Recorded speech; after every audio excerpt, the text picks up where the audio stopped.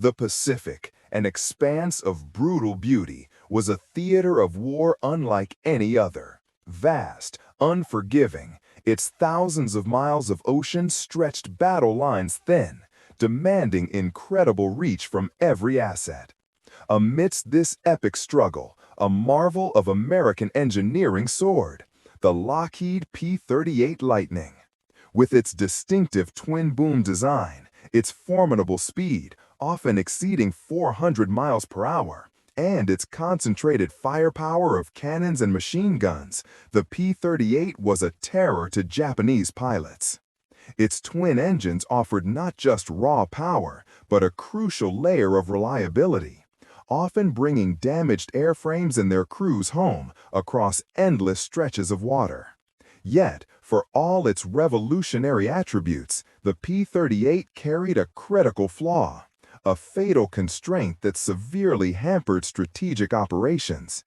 Its combat radius, the distance it could fly to a target and return, was agonizingly limited. This meant vital Japanese strongholds, distant island bases, remained agonizingly out of reach, often just beyond the P-38's maximum range, leaving Allied forces vulnerable and crucial targets untouched. This was the dilemma, a paradox of power and limitation that demanded an urgent, radical solution. The P-38 Lightning, a marvel of engineering, with its twin booms and formidable firepower, was undeniably a potent weapon. Yet, its inherent power was hobbled by a critical vulnerability: its thirst for fuel. This wasn't merely an inconvenience, it was a strategic impediment, a constant source of frustration for commanders and pilots alike. In the vast expanse of the Pacific, distances were immense, and crucial Japanese strongholds like Rabaul or Truk Atoll remained tantalizingly out of reach.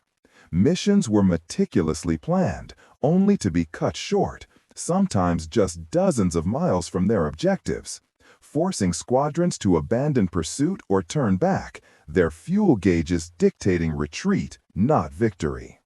This limitation meant that bomber formations, the B-24 Liberators and B-17 Flying Fortresses, were often left exposed, as their P-38 escorts, renowned for their combat prowess, simply lacked the endurance to accompany them on the deepest penetration raids.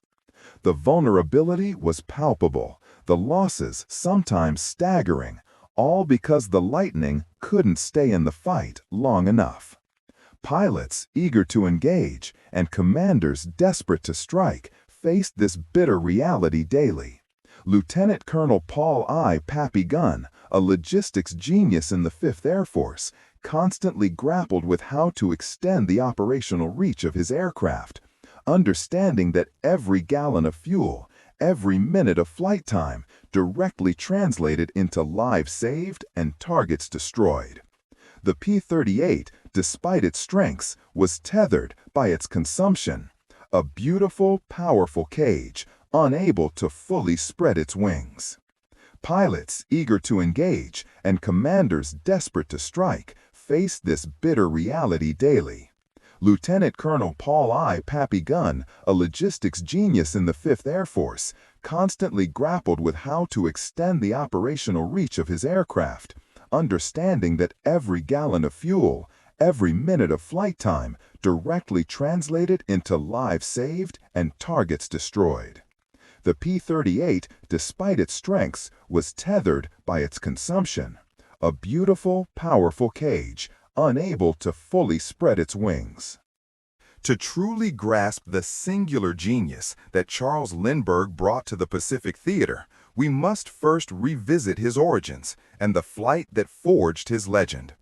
On May 20, 1927, a young, ambitious airmail pilot took off from Roosevelt Field, New York, in a custom-built Ryan monoplane named the Spirit of St. Louis. This was no ordinary journey. Lindbergh sought to conquer the Atlantic, a non-stop solo flight to Paris. For 33.5 grueling hours across 3,600 miles of unforgiving ocean, he meticulously managed every drop of fuel, every subtle adjustment, pushing the limits of man and machine.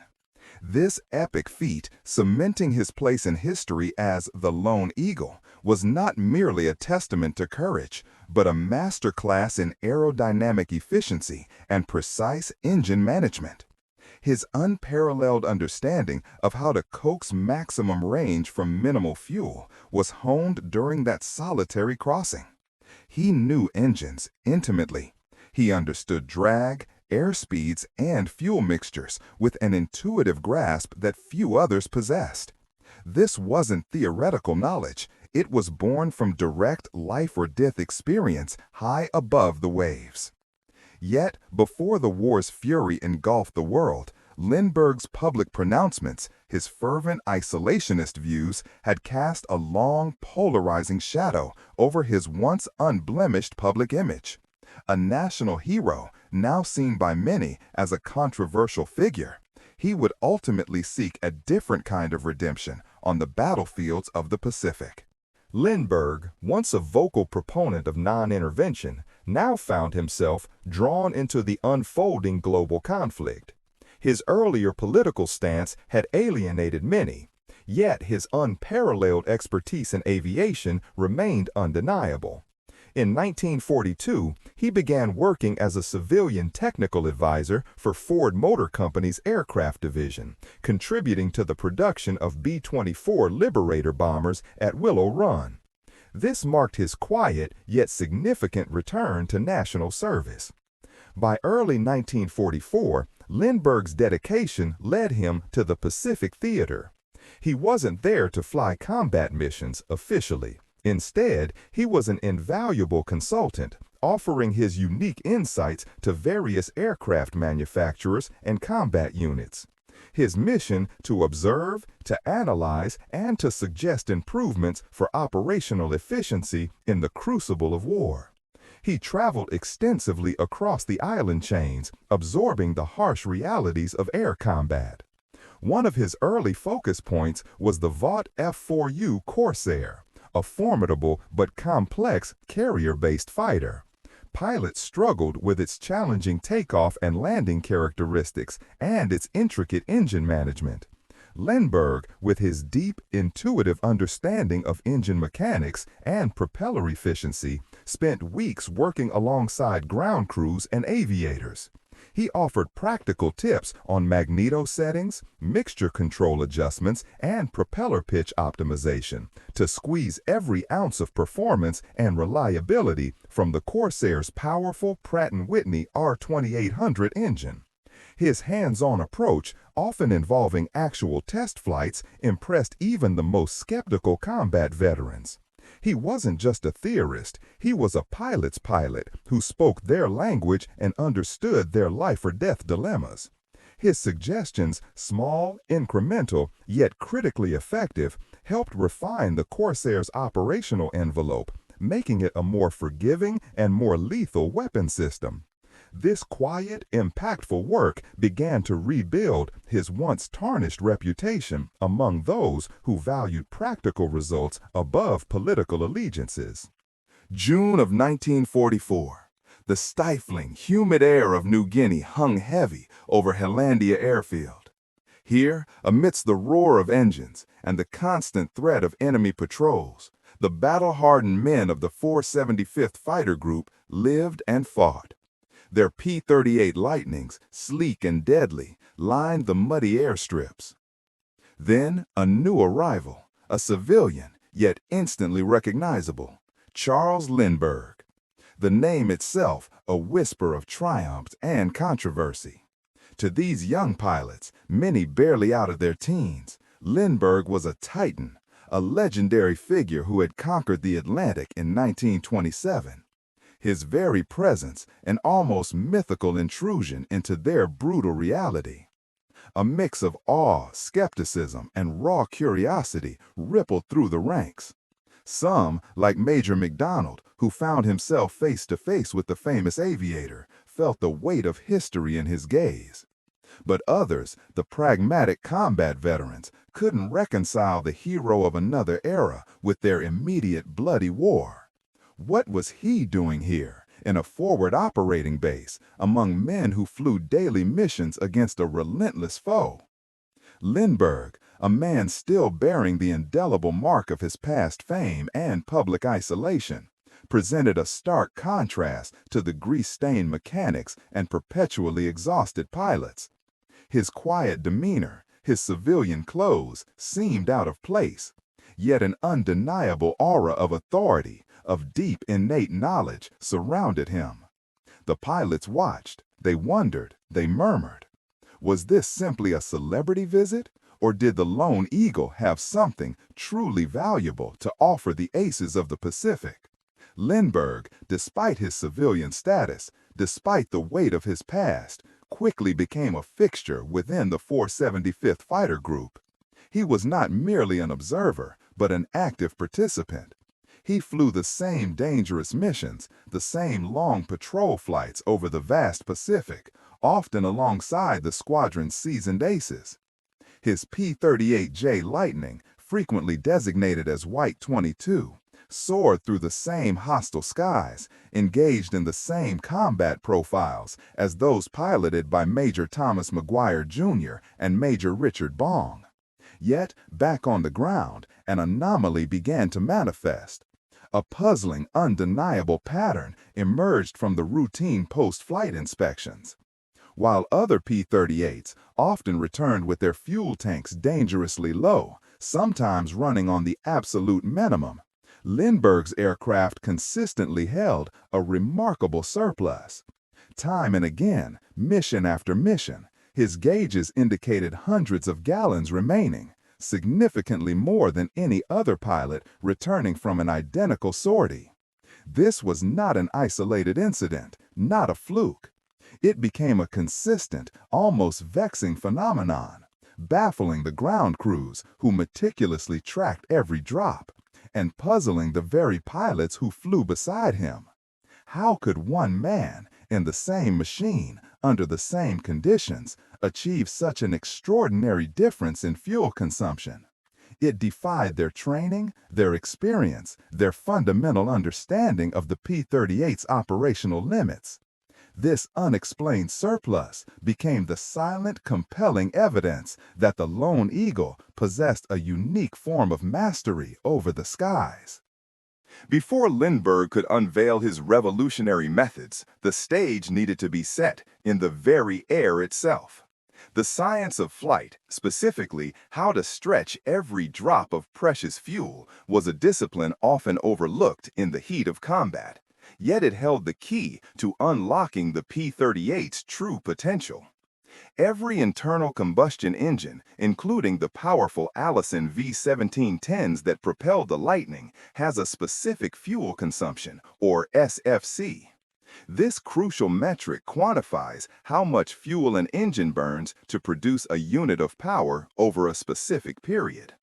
A lower SFC inherently means greater efficiency, allowing the aircraft to travel farther on the same amount of fuel.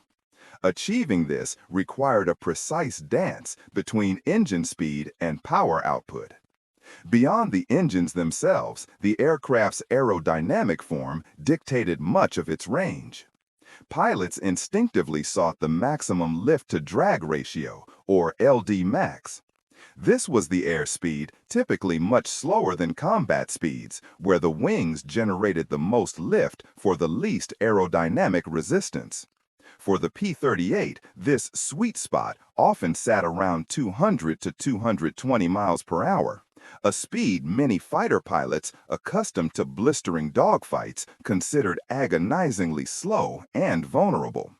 Yet, flying precisely at LD max minimized the energy required to keep the aircraft aloft, conserving vital fuel. But true efficiency lay in the nuanced manipulation of engine settings.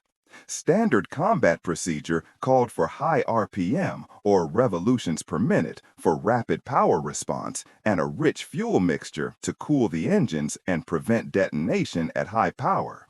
Lindbergh's approach for maximum range inverted this. It mandated significantly lower RPM, reducing internal friction losses within the engines. Simultaneously, it demanded a high manifold pressure, essentially forcing more air into the cylinders to maintain a powerful yet efficient combustion stroke. This combination, working in concert, created a more effective and economical engine cycle. Finally, the delicate art of fuel-air mixture control became paramount. Running the engines lean meant providing just enough fuel for complete combustion, extracting every possible erg of energy from each gallon. It was a perilous balance. Too lean, and the engines could overheat or worse, seize.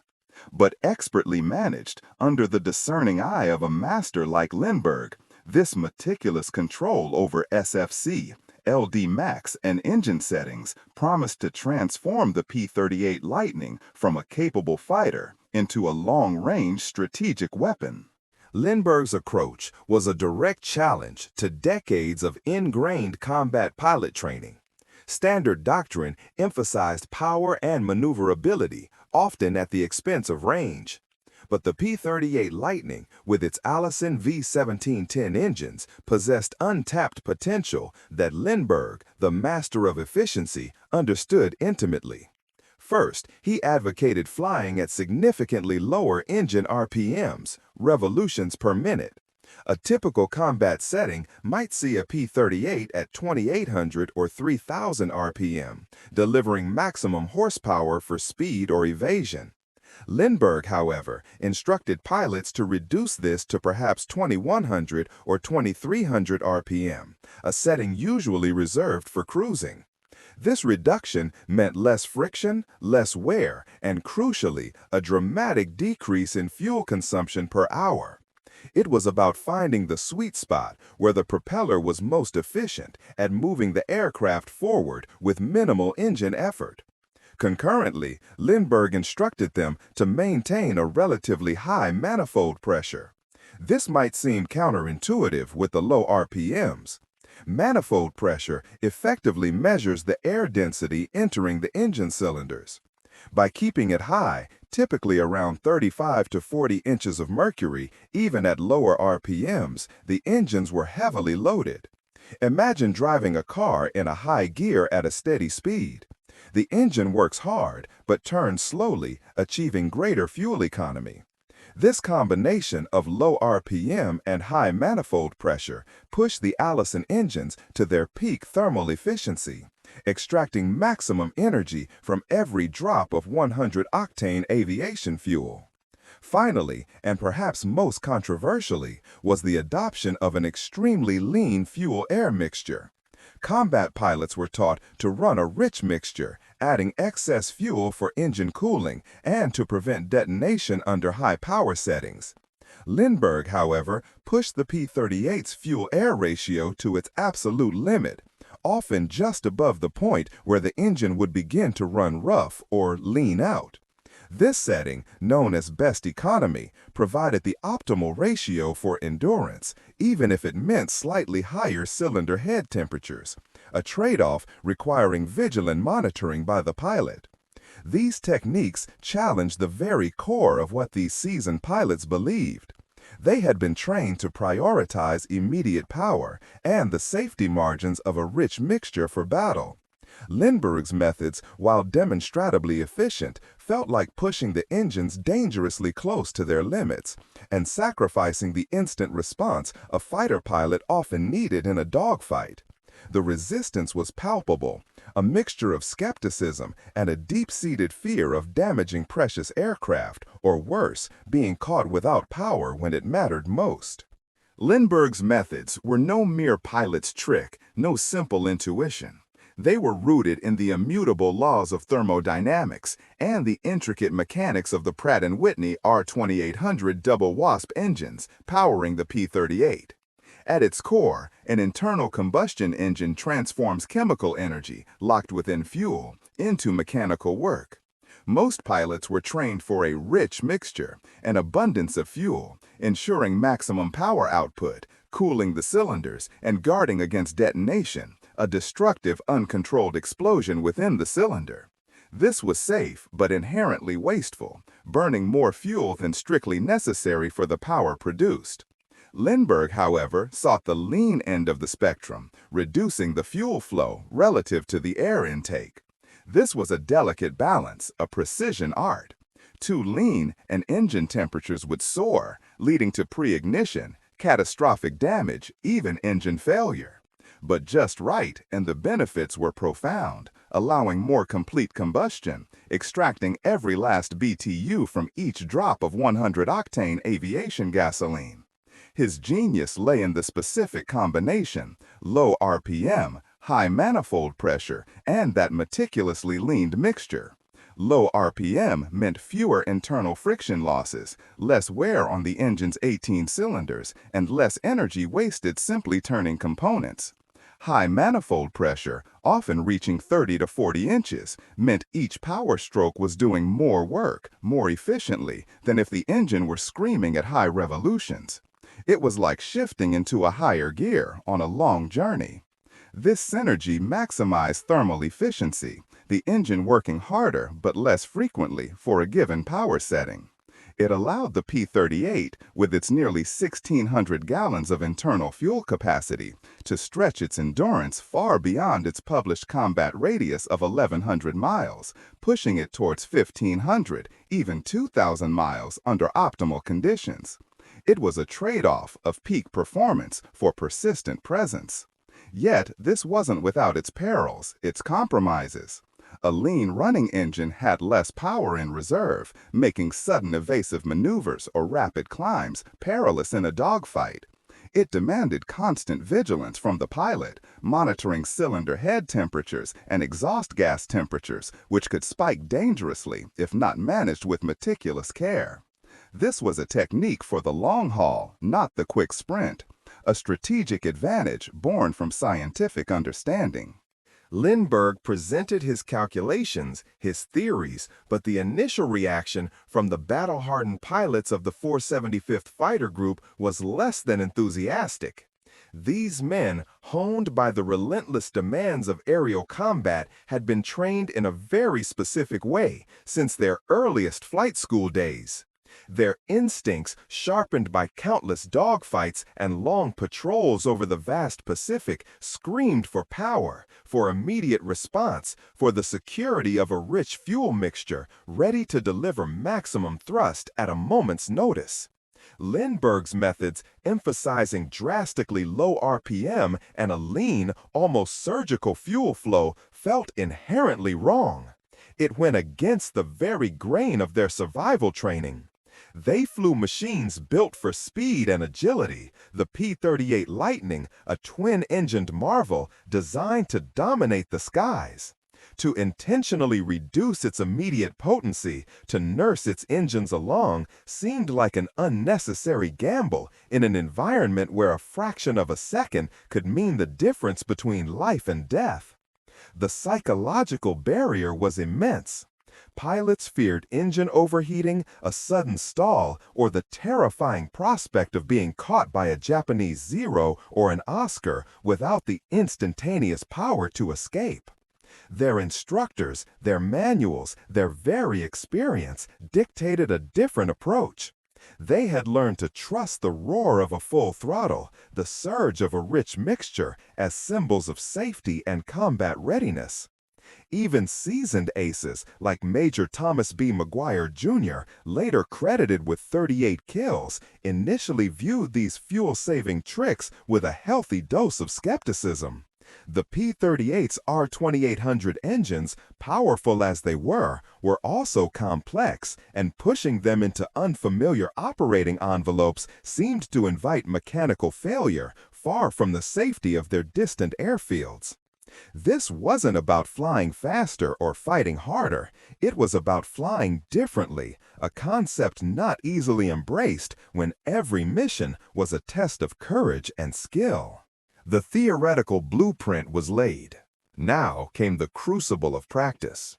Lindbergh knew mere words, even from a figure of his stature, would not sway these battle-hardened pilots.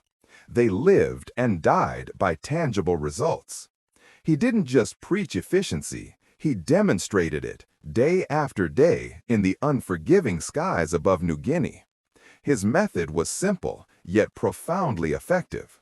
He would often fly alongside a skeptical pilot, carefully matching their flight path, their speed. Upon landing, the difference was often stark. Lindbergh's P-38 consistently returned with significantly more fuel, sometimes hundreds of gallons, than his counterparts, despite flying identical profiles. This wasn't magic, it was meticulous application of aerodynamic and engine principles, honed over decades. The pilots, initially resistant, their minds steeped in established flight doctrine, began to take notice. Major Thomas Maguire, Jr., a formidable ace in the making, observed Lindbergh's techniques with a keen, analytical eye. He saw the tangible benefits, the extended range, the increased loiter time over targets. Even Captain Richard Bong, the future ace of aces, known for his aggressive close-quarters combat style, recognized the strategic advantage of reaching further and staying longer. Their early skepticism slowly yielded to grudging admiration, then active adoption. Yet the adoption wasn't universal or without its challenges. Implementing Lindbergh's precise, almost surgical control of RPM, manifold pressure, and mixture settings required immense discipline, especially in the chaos of a combat zone. Some pilots found it too demanding, too distracting from the immediate threat of enemy fighters. The ingrained habits of years of training were hard to break, and for some, the risk of engine overleaning seemed too great, despite Lindbergh's assurances. But the compelling evidence mounted. When the 475th Fighter Group started extending their patrols, reaching targets previously considered beyond P-38 range, the message resonated. They could now escort bombers deeper into Japanese territory, engage enemy formations further from base, and return with a greater margin of safety. Lindbergh had proven not a miracle, but a masterclass in aviation science. The change was immediate, and its strategic ramifications vast. Suddenly, the P-38 Lightning, with its distinctive twin-boom silhouette, transcended its previous limitations. Targets once deemed unreachable, deep within Japanese-held territory, on islands like New Britain or the distant reaches of the Bismarck Archipelago, now lay within striking distance. For the first time, vital enemy airfields, supply depots, and naval assets could be consistently threatened by American fighter aircraft. This newfound reach was not merely about individual strikes, it was about protection. Long-range bomber missions, particularly those flown by B-24 Liberators or B-25 Mitchells, had historically been agonizingly vulnerable once they passed beyond the escort capabilities of shorter-range fighters. Now, the P-38, guided by Lindbergh's methods, became the guardian angel, shadowing these heavy bombers for hundreds of additional miles. This drastically reduced losses, bolstered morale, and allowed sustained pressure on enemy logistics and infrastructure. The impact on air campaigns was undeniable. In critical theaters, such as the skies over New Guinea and the Solomon Islands, where the struggle for air superiority was relentless, the extended P-38 range tipped the scales. Japanese Zeros and Tonys, previously safe behind their own fighter screens, found themselves engaged at distances they never anticipated. The psychological effect alone was immense, as the fork-tailed devil could appear, seemingly out of nowhere, deep behind enemy lines, changing the very calculus of engagement. Yet, this wasn't a universal panacea or a magic bullet. Lindbergh's techniques, while revolutionary, demanded extreme discipline and constant vigilance from the pilots. Flying at such lean mixtures for extended periods pushed engines to their operational limits, requiring meticulous monitoring and precise adjustments. The vast, unforgiving expanse of the Pacific Ocean remained an ever-present danger. and navigation errors or unexpected weather could still turn a successful mission into a desperate struggle for survival, even with extra fuel. But Lindbergh was not merely an observer. His commitment extended far beyond the briefing rooms. He insisted on flying combat missions, pushing the very P-38s he was tasked to improve into the unforgiving skies of the Pacific. This direct involvement placed him directly in harm's way, a testament to his profound belief in his methods and a powerful statement to the young, battle-hardened pilots he sought to influence. It was on July 28, 1944, during a mission over Saram, that Lindbergh truly solidified his combat credentials. Flying alongside Major Tommy McGuire of the 475th Fighter Group, he engaged a Japanese Mitsubishi Ki-51 Sonya light bomber.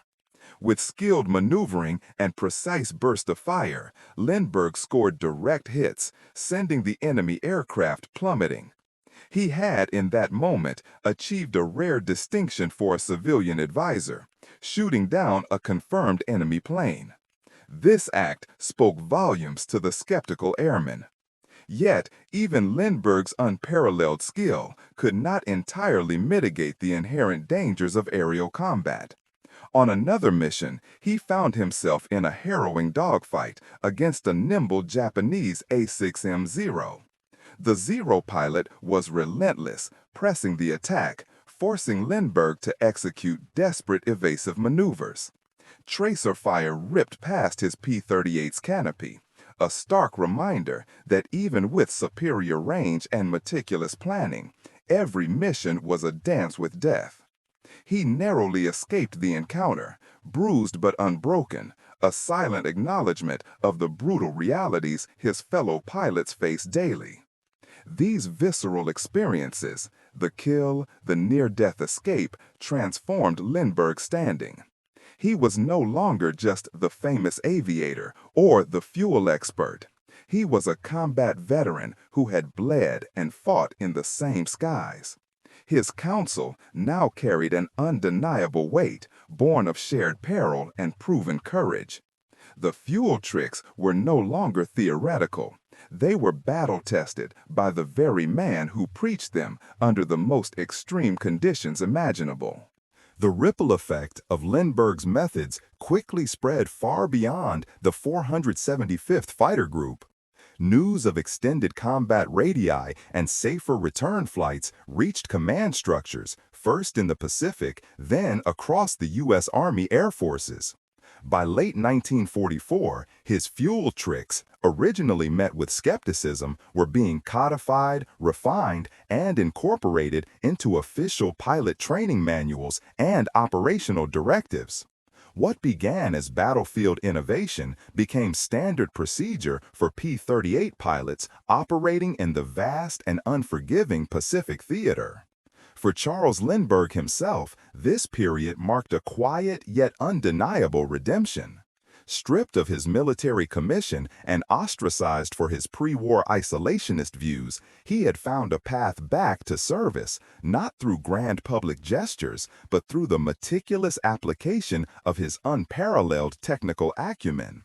His civilian status faded into the background, replaced by the respect of the pilots whose lives he saved, whose capabilities he expanded. His contribution to the war effort was a testament to the enduring power of knowledge and the will to apply it for the greater good. Yet, even with widespread adoption, the techniques were not without their challenges. The precise management of RPM, manifold pressure, and fuel mixture demanded constant vigilance, a skill some pilots found harder to master under the intense pressure of combat. Moreover, while his technical contributions were invaluable, they didn't erase the lingering controversies surrounding his public statements from before the war. His redemption was largely a military one, a quiet acknowledgement of his utility rather than a complete restoration of his public image. Lindbergh's work with the P-38, and indeed his broader wartime service, solidified his legacy as more than just an aviator. He became a technical innovator whose understanding of aerodynamics and fuel efficiency continued to influence aircraft design and pilot operational strategies long after the war concluded. The principles he championed, those of maximizing endurance through careful engine management, remained cornerstones of long-range flight. A testament to a man whose life was a complex tapestry of triumphs and contradictions, but whose wartime contributions were undeniably crucial. Lindbergh's journey from solitary aviator to crucial wartime consultant underscores a profound, enduring truth. The magic behind the P-38's extended reach was never truly magic, but the meticulous application of scientific principles honed over decades. His expertise, forged during the 1927 transatlantic crossing, a 33.5-hour solo flight, was fundamentally about efficiency. He understood the airframe, the engine, the fuel, not just as individual components, but as a single dynamic system. His fuel tricks, low RPM, high manifold pressure, ultra-lean mixtures, became a codified doctrine. They weren't mere suggestions, but a vital, proven method, saving countless lives and dramatically expanding strategic reach across the Pacific. The 475th Fighter Group, and eventually other units, could now strike targets like Rabaul, previously considered out of range, returning with enough fuel to spare. This was not just a tactical advantage, it was a complete paradigm shift, born from one man's deep, practical understanding of aerodynamics and propulsion. Yet, even with this revolutionary breakthrough, the Pacific remained a vast, unforgiving theater of operations. Lindbergh's methods, while undeniably effective, demanded immense discipline and constant vigilance from pilots, already strained by the rigors of combat. They mitigated risk, significantly so, but could not eliminate it entirely. A single error, a moment of distraction, still meant a potential forced landing, or worse, in enemy territory, a stark reminder of the inherent dangers of war, even with optimized machinery. Ultimately, Lindbergh's contribution to the P-38 and to the Allied war effort transcended the purely technical. It was a testament to the enduring power of knowledge, of challenging established norms, and of the courage to apply unconventional wisdom in desperate times. His personal quest for redemption found its most impactful expression not in political rhetoric, but in the quiet, precise science of flight. The true legacy of those extended combat patrols was a recognition that sometimes the greatest battles are won not with bigger guns, but with deeper understanding and the ingenuity to wield it.